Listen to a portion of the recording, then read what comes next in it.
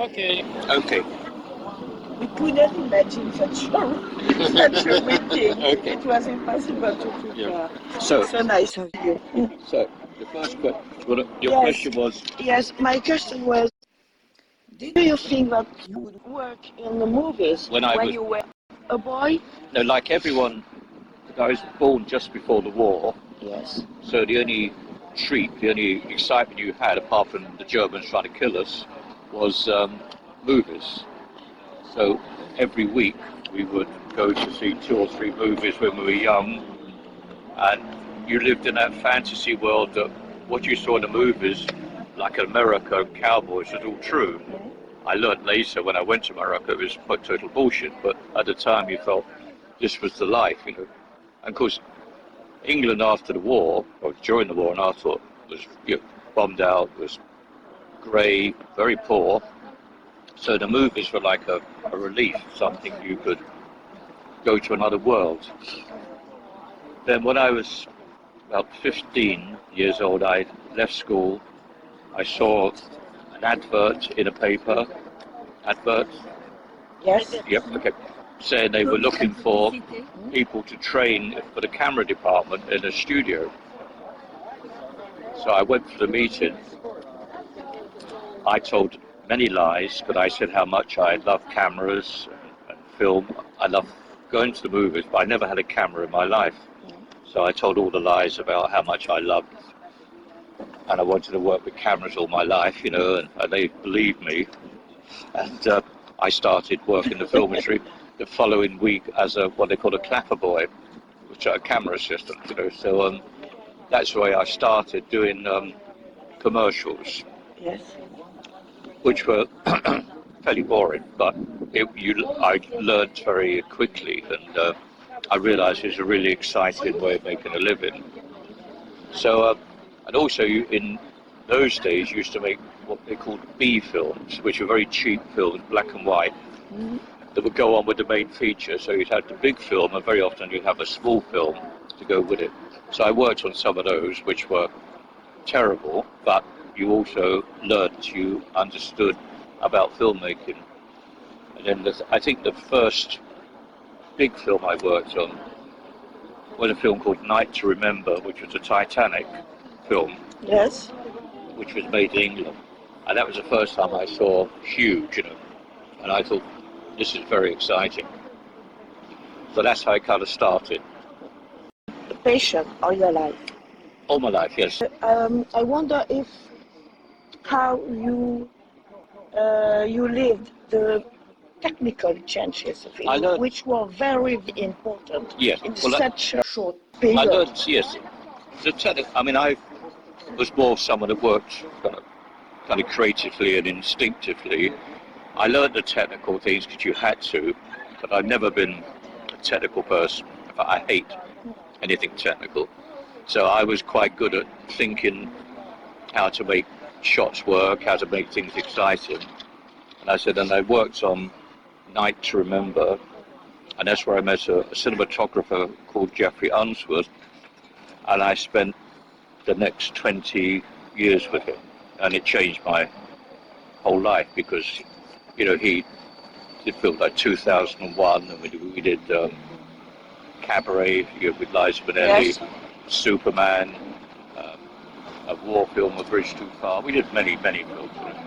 So that kind of changed my life, and by then I was a camera operator, which was the same job I had when I worked with Barbra and Yentl. So I operated a camera and worked out the shots with the director. So that was to me a wonderful job because you were being very creative. And in those days there was no video playback, so no one else saw the picture. Only you looking through the camera. Yes, no one else only saw your eye. Only my eye or whoever was the operator. And very often the following day you would see what they call the rushes. But if you were in a foreign country, it might be a week before everyone else saw what you had seen. You know, so it made it a job that was very responsible, and so you were trusted. You know, so it's I loved it. I loved every second of it. You know, because I worked with incredible actors and actresses, good directors.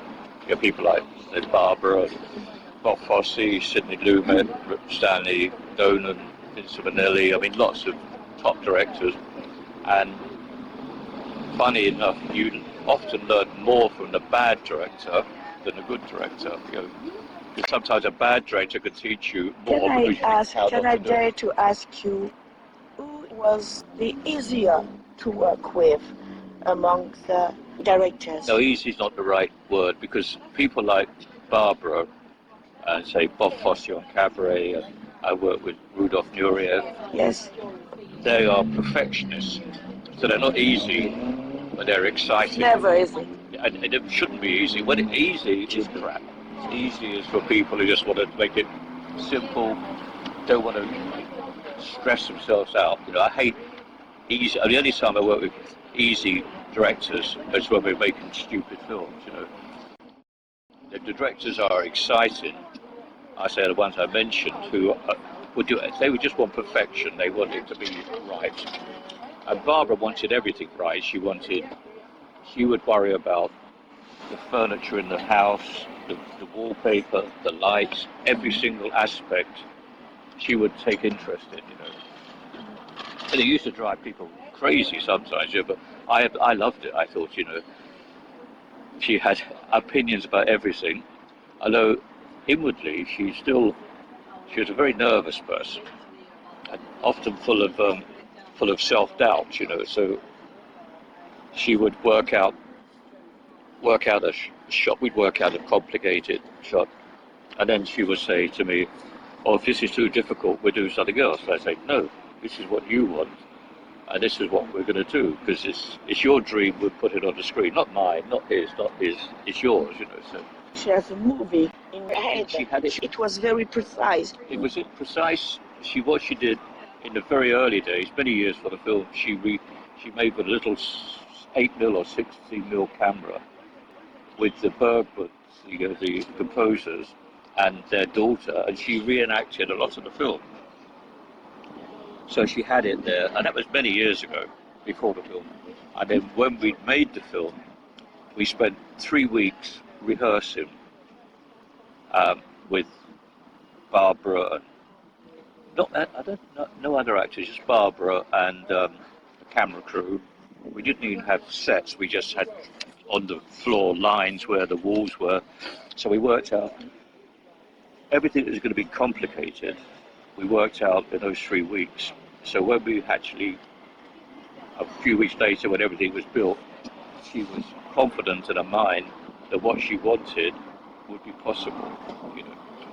Because very often, you know, things, if you decide on the day, I want to do this or this, it's not always possible, because you know, the set, you understand the set, Yes. doesn't work, you know, because there's a wall there, there's a window there, so you have to adapt your work to the conditions. Yeah, but we adapted the rehearsal. We made the adaptations during the rehearsal, not during the shooting. So anything that didn't work, we made changes to the set then. So when we started shooting, it was where? In America? No, all in England. England. We shot the studios in England, and we filmed in Czechoslovakia the exteriors. We shot the hair and makeup.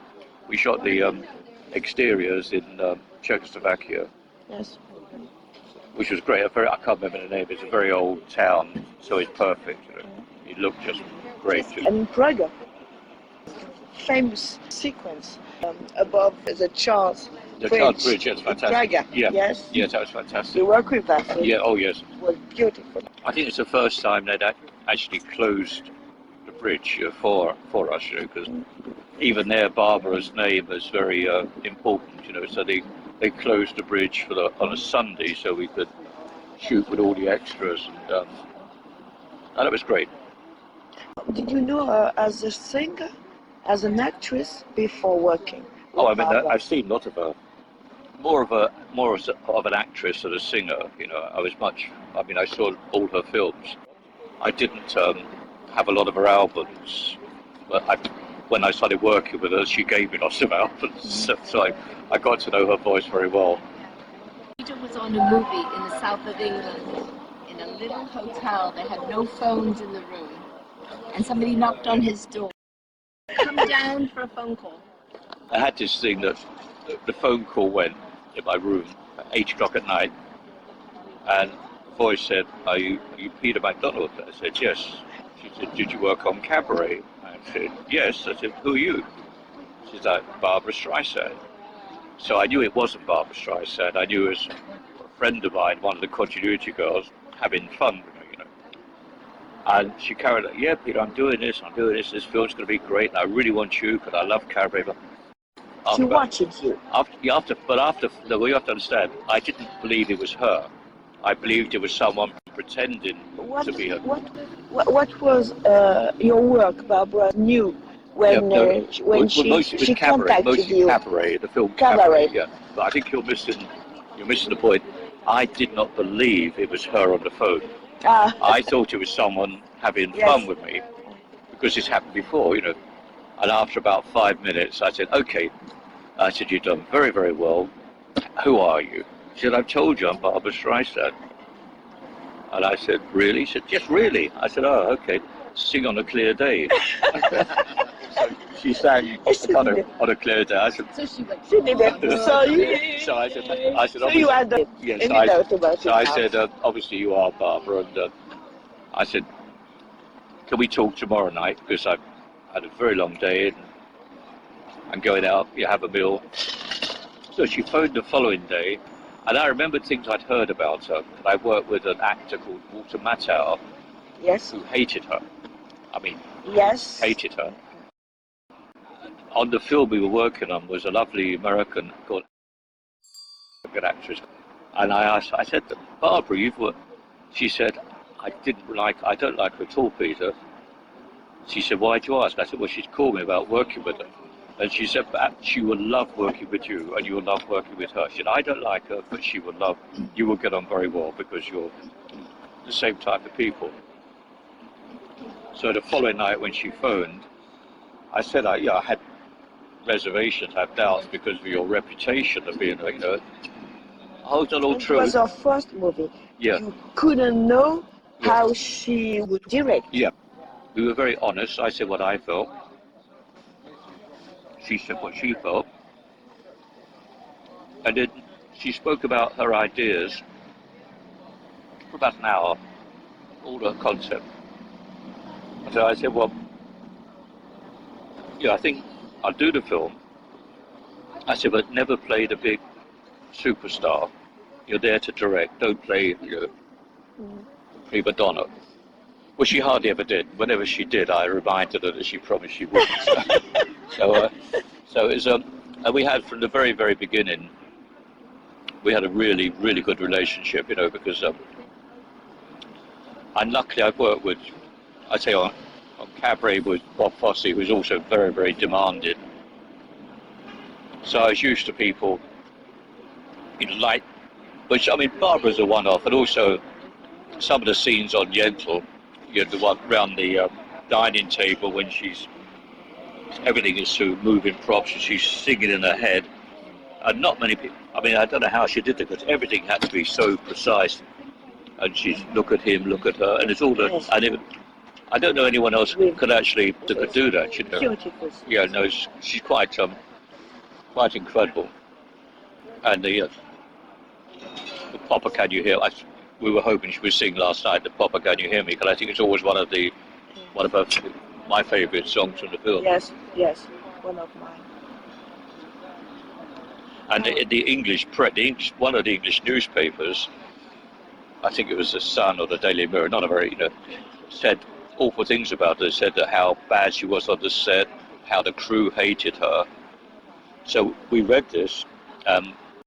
There was a letter. Yeah, no, we wrote the letter. So I wrote that with a. You signed it too? I wrote it and signed it from the whole crew. Written by the whole crew, yes? That's what. So. And you wrote it? With Zelda Barron, who was the continuity girl. So Zelda and I read what was being said. We were quite angry, and we sat down together in the morning and we wrote this letter. Yeah, and then we got the whole crew to sign. Every single person on the crew sent it, and then we sent that to the newspaper that had written this crap, you know. And I know it meant a lot to her, because she put it on the back of one of her CDs as well. She had it. Yes. And it was true, because she wasn't because you're difficult or a perfectionist doesn't make you a bad, just the opposite. You, and the crew loved her. I mean, they really did. Within a week, she knew everyone's name, which is very unusual. She knew all the electricians, the grips, the art department, the sound. She knew everyone's name, and I don't know if she knows, but she loves food. Barbra loves food, and the electricians who are, I don't know, they're kind of cockneys who look like this all. And sometimes they used to cook just off the set, and she smells this, and they're cooking sausages and mashed potatoes, and Barbra said, "What's that smell?" I thought she was going to be angry. You know, I'm trying to act, and all I can smell is sausages. So I said, "Well, I think it's the electrician. I'll tell her to stop." She said, "No, not stop. Invite me for lunch." So she sat there with them, eating, and she would eat more than them because I've had several meals with Barbra. Can I ask you, what were your relation with the cinematographer on the film, with David Watkins? What is the way the cameraman works with the cinematographer? Yeah, well, with David, I knew David for a very long time before he became famous. I knew him when he made documentary films, and David is a one-off person. He's a total character, very, very gay. His name, they call him Wendy, not David, so he's Wendy instead of David, and he loves it, like Wendy, and he acts very gay. He's brilliant. I mean, he's a brilliant man, but in many ways he's too brilliant because he was bored with. Very often he got bored with filming. It wasn't demand enough. He would like to sit there and just read big books and play classical music, you know. Anyway, Barbra chose him because of his work, you know. Obviously, he'd done some beautiful work, yeah. And and I knew there was going to be problems. And the very first meeting we all had together, the studio with Barbra, I got Rusty Lemonard. It was a kind of, I don't know what it was, production of some sort.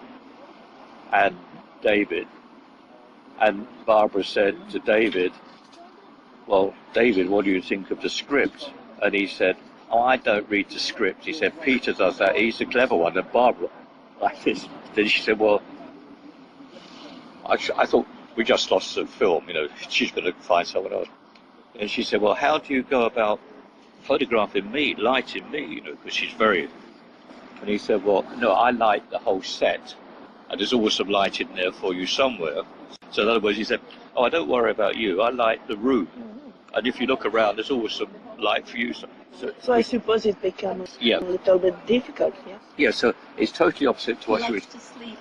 It's totally opposite to what she was used to. But the film, in my opinion, looks beautiful. It's much better than any of the other films she's ever made. I think you could take every frame and blow it up and make a picture of it. And that's what I used to say to her. Well, she'd get very angry with David because David would just disappear. We'd lose him, he'd go to sleep, find a room and go to sleep. And she said, "Where's David, where's David?" We have everyone looking for him. And she said, "I'm going to sack him." So I said, "Well, just look at every day we see the images and they are beautiful." I mean, the art department also was very, very good indeed, and everything was right, you know, everything looked good. But David always lights naturally. You know, if you're in a room, the light comes through the window, there's nothing coming down, everything is very natural.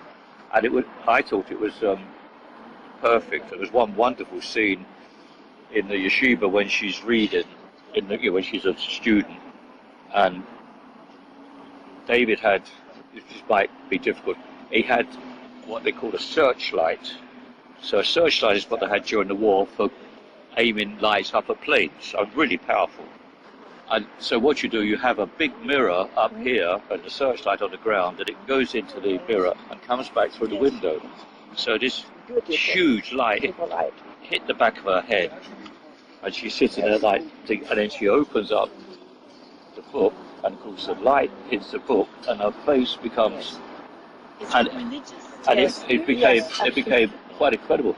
So after the shot, I said to David, that was incredible, David, when he said, oh, I didn't know she was going to open the book. So that was typical. And it's the best shot in the film. I didn't know she was opening the book. And it's the best, I mean, one of the best shots in the film, you know. So. Do you want to just talk about Tim? Because it was lip sync. They had Yes. and Tim that she knew which take was. Oh, she, as you know, they often. Who was Tim was one of the sound people, worked for the sound people. and his job on this film was when she Very to important edit too. was to edit all the different takes, whatever she thought was the best. The first line from take 7, not the film, but the sound, which obviously we shot before film. And then Tim was a lovely man, and very, once again, very bright. And he'd come on, she'd say, what, 7, then 5, then 17, you know, she'd be right. He'd go out and cut it all together, come back, and she'd listen to it. And she'd say, Tim, are you sure that's from take 7, not take 8? And she was always right. And he said, I'll go and check. She knew every take and anything different in each. I mean, I couldn't tell in a million years these differences, but she knew perfection exactly what she wanted. And that's another reason why you have to admire someone like that, you know, is that they, I mean, it's just, I mean, I was lovely last night watching her on stage, because she was more ad-libbing. I said ad-libbing, it wasn't over-rehearsed. I've seen her when she's rehearsed. This was very relaxed. Yes, and she was, I think. And she made a few mistakes, and she said, basically, I screwed that up, you know.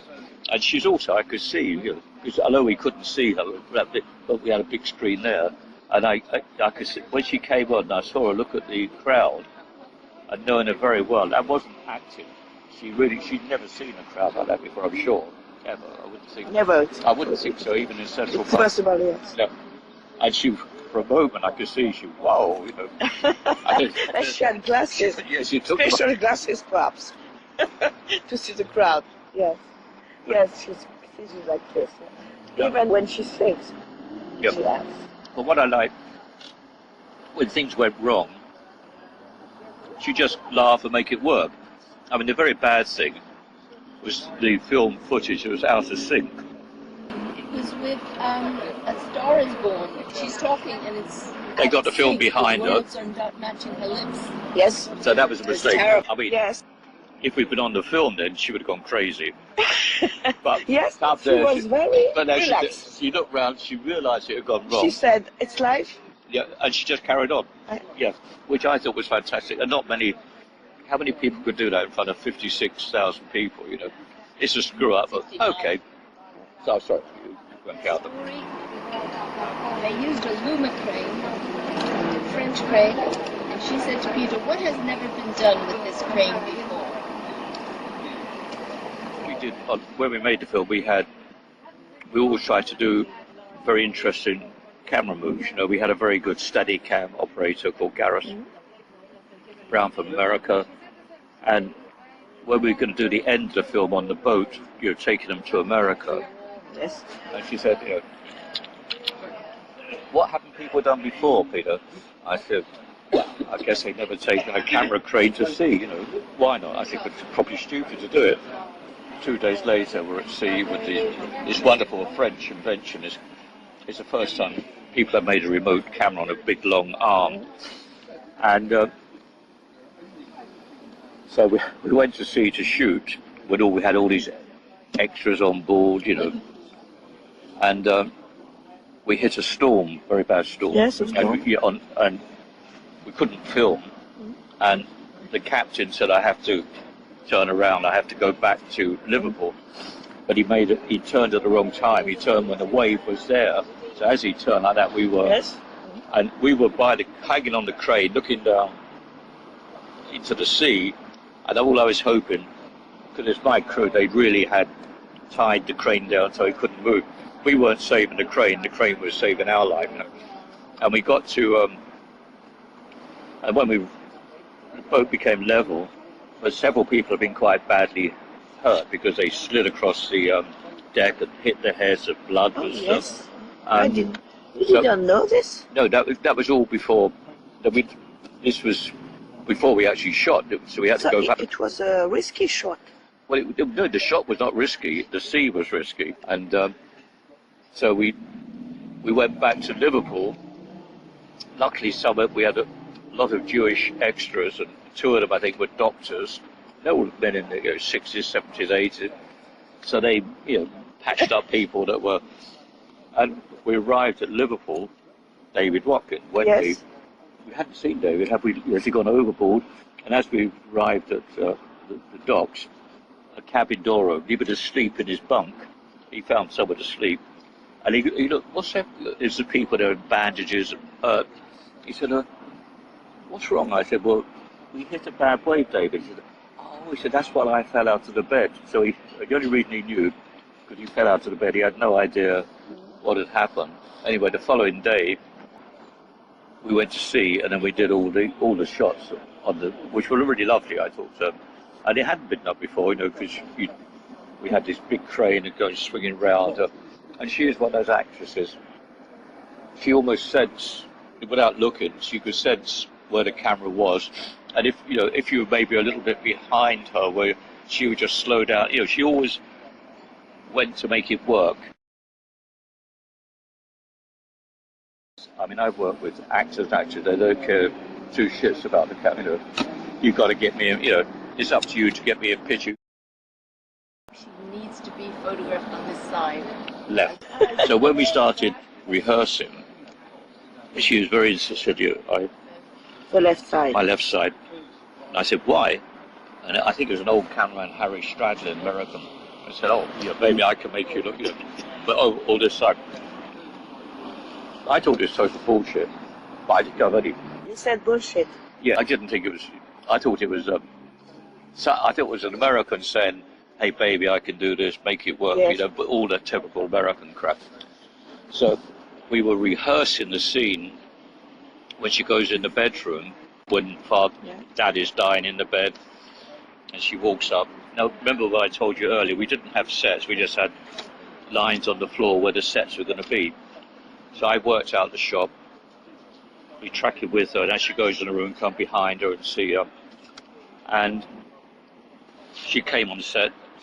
I said, "We're ready, Barbra. This is what we're going to do." She said, "Okay." So she's walking towards the door to see her dying father, and she suddenly realised the camera was here. Yes. And she said, "Peter, it can't be there." I said, "Well, I have no choice because this is a wall here. You're walking, so I can't track through a wall." And She said, "Well, we have to do something. Let me think." So I said, "Okay."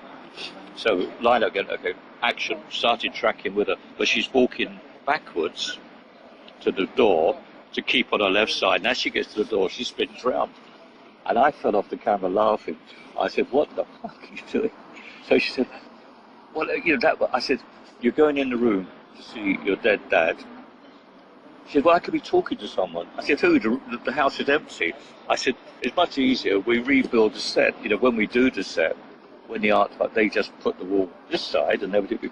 But I just thought it's very sweet actually that she walked backwards thinking that she should get away with that, But and then we just, I think that's when we realised that we had to keep the humour. We had a good humour. And then another day, we had Michel Legrand was on the first few weeks on rehearsals, and some of the shooting. He was just had a piano on the set, and he was getting orchestrations ready. Yes. But he was there, and he was a charming man, a lovely man, Michel, and very nice. That kind of twinkle in his eye, very nice kind of French humour about him. And on this particular day, I think once again, we'd lost David Watkin, no one could find. He was asleep somewhere, no one knew where. And Barbra was getting more and more angry. And when she gets angry, she gets these 2 things, like little things swelling under her eyes. So she's really getting angry. And Michel looks up at her like that, and he winks at me, and he starts playing Lady Be Good. Yes. Da, da, da, da, da, da, da, da. And she sings immediately. So she's sitting on the camera next to me, which we weren't rehearsing, and she's gotten the anger, and she's singing Lady Be Good. And I thought, this can't be bad. I'm being paid, not very well, but being paid. I got Michel Legrand playing the piano there, and Barbara sitting next to on the camera singing. But I thought he was so cleverly choosing "Lady Be Good," which is in other words, but Barbara, calm down. Calm down. Yes. No, he was a lovely, lovely man. He was perfect for her. Because he was, as were the Bergmans, they were like mother and father. They were like perfect people for her. But she made a few strange choices in her life with some of her companions, but the stable, like the Bergmans, like Renata, who's been with her 45 years, one lovely, lovely lady. We think that she has a great loyalty yes. to her friends. Yes. Oh yes, yes, she does.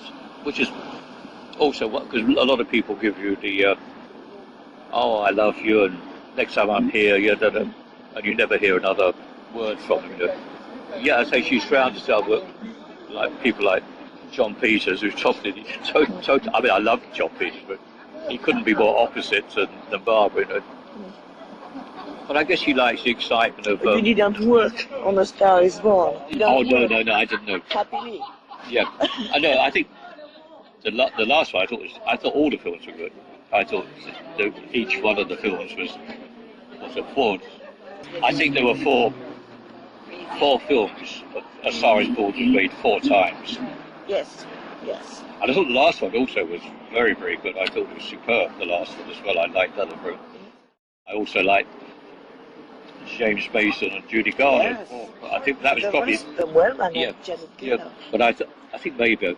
Don't listen to this, Barbara. I thought the James Mason, Judy Garland was the best one, but James Mason was such a superb actor. Yes.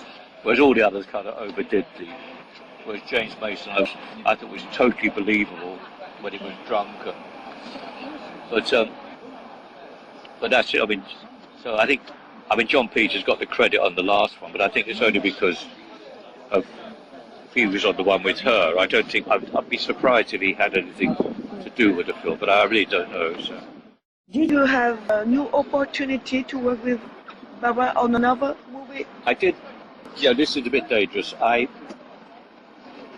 Doesn't matter now. It's too old to worry. When she was making Prince of Tides, yes, she had a lot of worries about it, and I was asked to go to New York without anyone knowing and talk with her and start storyboarding some of the film, especially the rape scene. So myself and my assistant Steve Hardy, we used to fly because I worked in LA, used to get on the red eye Friday night and then come back on Sunday night and spend the weekend in her penthouse in Central Park working with her, so unofficial. Unofficial. Yes, totally unofficial. But it was great, and it was quite lovely because, once again, people are so nervous about her, and I got a storyboard artist, a New York guy, very, very good, Rick Mason. I called him, I said, do you want to come and help out work with Barbra Streisand? Oh, Barbra Streisand.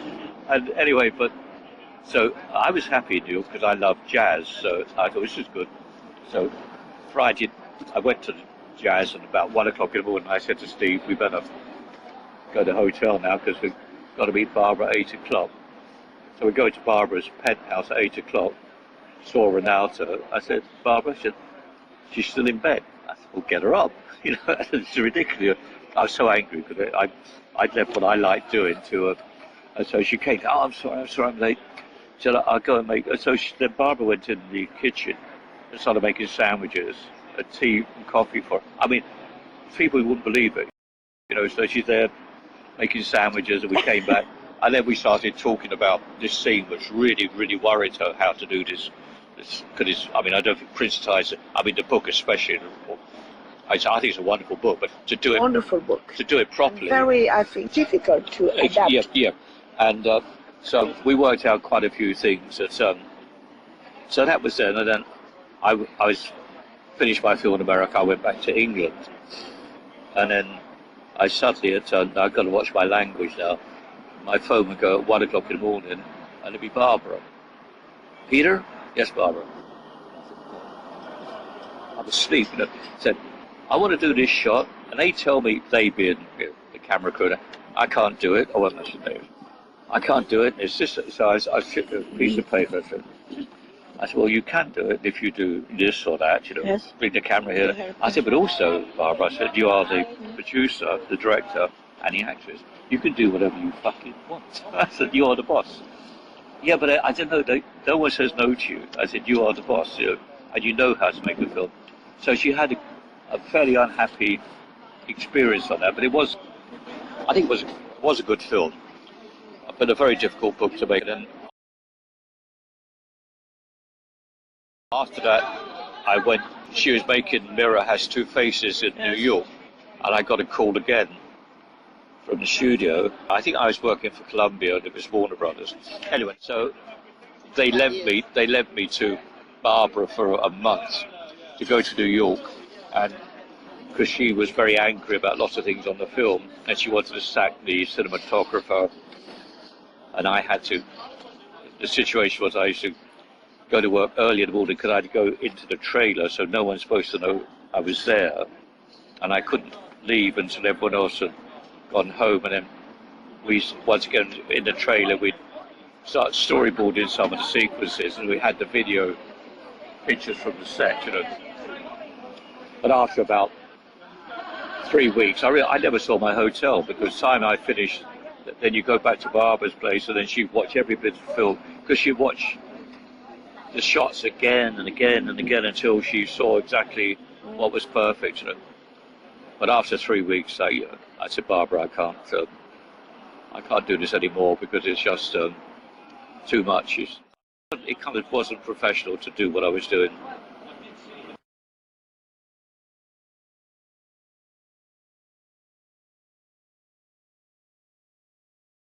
Could you say what is your favorite, your best or your favorite moment until today?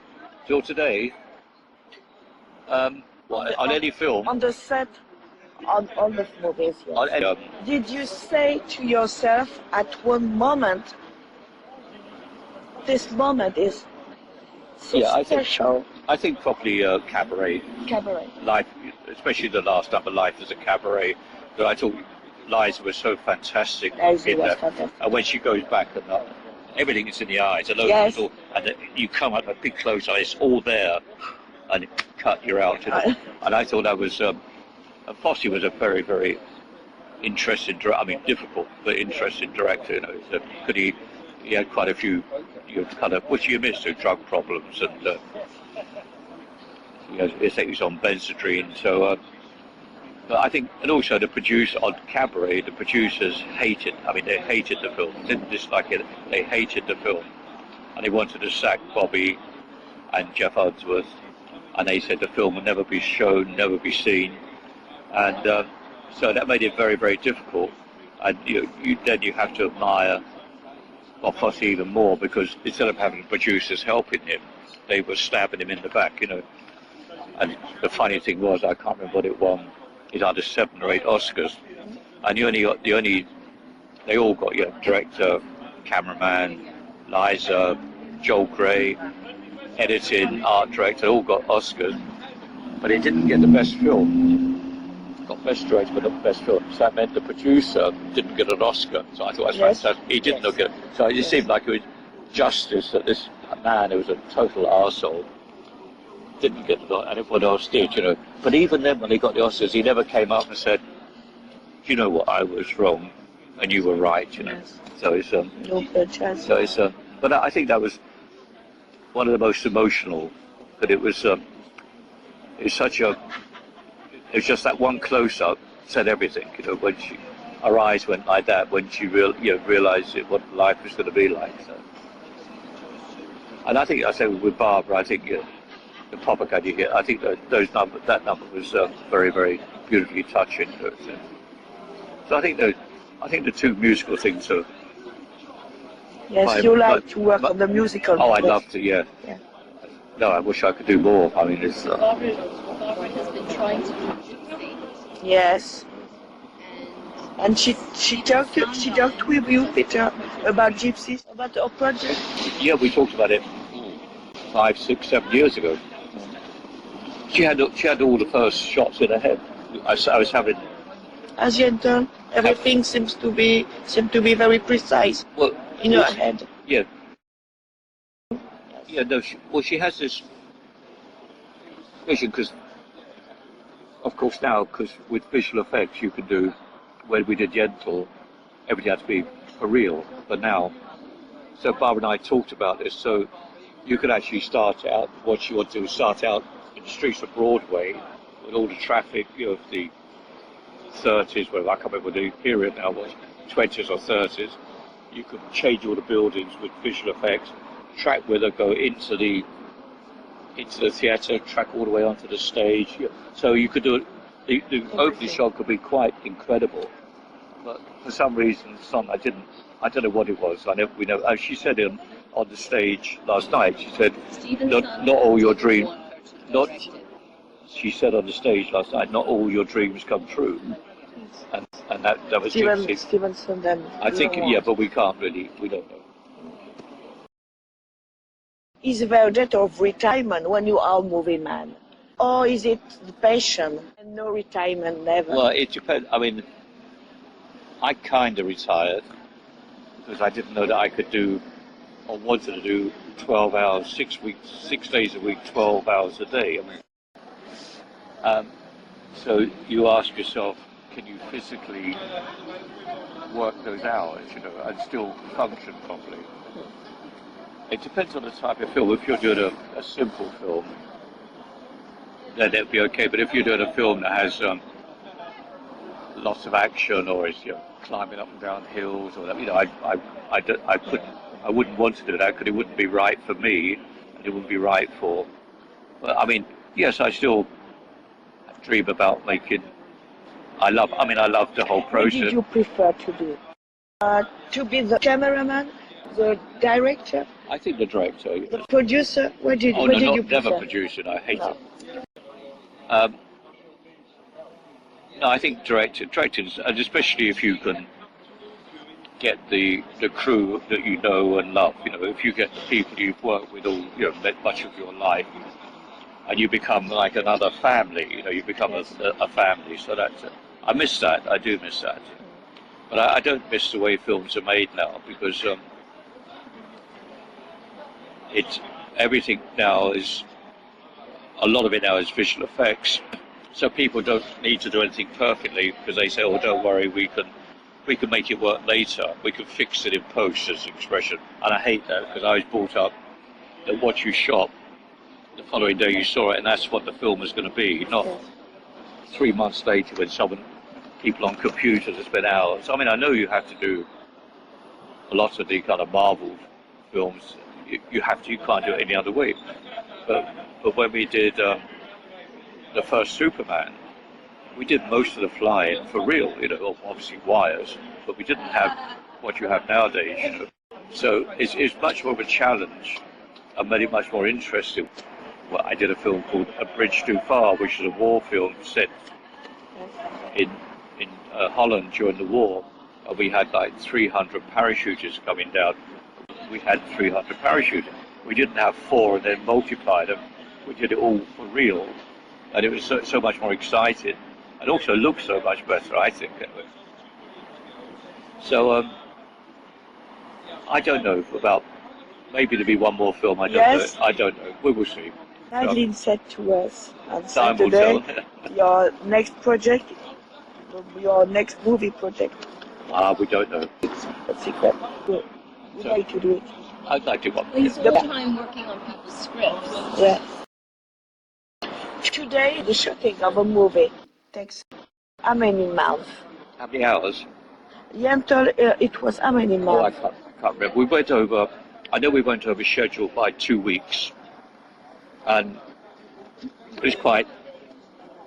When they went over schedule, and Barbra had, I think, in her contract, she would pay for the first week over schedule. She had to pay for that, and then the studio would pay for the second week. So it was obvious she had to pay for the first week. So we definitely had the second week because it wasn't out of her money. But they charged. I mean, she had to pay for that. You should tell the story about she didn't want to sing. I think she'd had it for 15 years, the actual original short story. And she could never get the money for it. And really, it was quite late when she actually got the money, because she should have done the film probably 10 years earlier. And they only did the film then if it became a musical, which I'm glad in a way, because people will remember Yentl. Yes. If it was just a small film, I don't think people would. Fantastic chemistry between the image and the music. Yep. I think it's a very special musical. Yeah. It doesn't look like another one. No. Well, that's why I mentioned Cabaret, because they both tell very good stories. Cabaret tells an incredible story of Berlin just when the Nazis were there. So that's a great story. And obviously Yentl tells you the story about how women were kept down, not there to be educated, you know. So they both have very strong themes. So that's why I think they were both very special films, you know, because it wasn't, I mean, I love all the old, I mean, I could watch Fred Astaire or Gene Kelly all night long, but hardly any of those films had a real story, you know.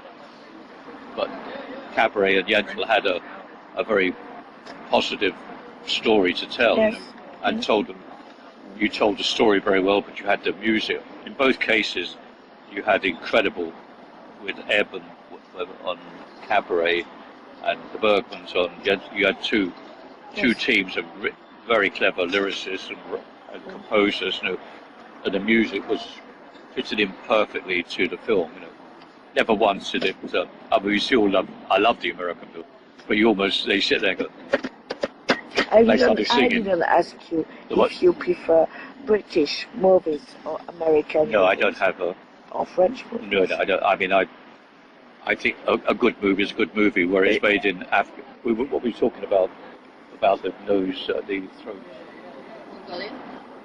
Yeah, the throat singer. I mean, to me, this Mongo was fantastic. Yeah, you can see a Polish film is fantastic. You can see Michael Haneke, White Ribbon, is fantastic. You know, I don't think there's And that's the thing about Barbra. She watches every single film in her house. She pushes a button, and the whole living room is very hot. The screen comes down, and the studios lent her films. So, because they live way up in Malibu, it's a long time to drive in the car. So they sent her, and she watches films like every night with people. She invites people to her house every night for dinner, and they watch films. So she knows everything. Thank you so much. That's my pleasure. And it's sad that Michel Legrand wasn't. Michel Legrand. Yeah, because I booked up to see him. He was playing in London in September. Yes. So about 5 months ago, I got tickets the first day, and he died the next day. You know? And so it's so sad, because we saw him I saw him in, I can't remember the name, it's one of those big churches in Paris, and he had his orchestra there, and he was fantastic, and he's so entertaining. I think so. Genius. Yeah, I think some of his music is so beautiful. One of the great composers. Yeah. Of all times, I think. Thank you so much. Thank you.